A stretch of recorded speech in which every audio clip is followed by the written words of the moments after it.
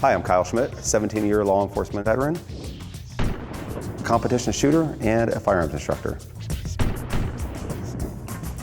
The grip zone on the gun has got a couple of different features about it that I really like as both a competition shooter and as a law enforcement instructor. Number one, it allows me to have a good grip on the gun. The aggressive back strap and the front strap of the gun allows me to control the gun well, to keep it on target and get it back on target as I'm firing the gun. The sides of the gun aren't very aggressive, so that allows me to carry the gun both concealed or as like a duty holster without the fear or the distraction of having the gun get caught up on my clothing, or when I'm trying to get the gun up out of the holster, doesn't scratch my body. I like that they've combined some of the features that I like as a competitive shooter, a firearms instructor, and a law enforcement officer.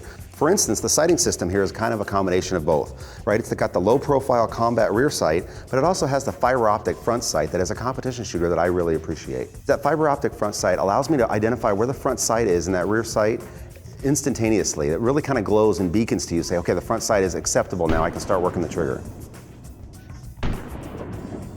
Other great features about this gun is the serrations on the slide.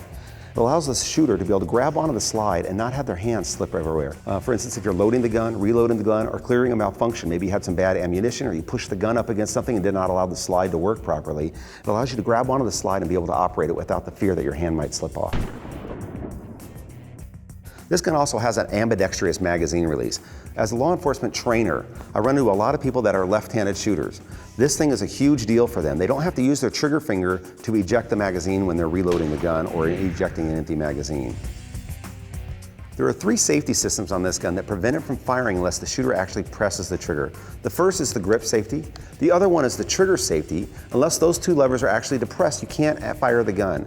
An additional safety is there's a safety inside that prevents the firing pin or the striker from moving forward and impacting the primer unless the shooter actually presses the trigger and disengages that.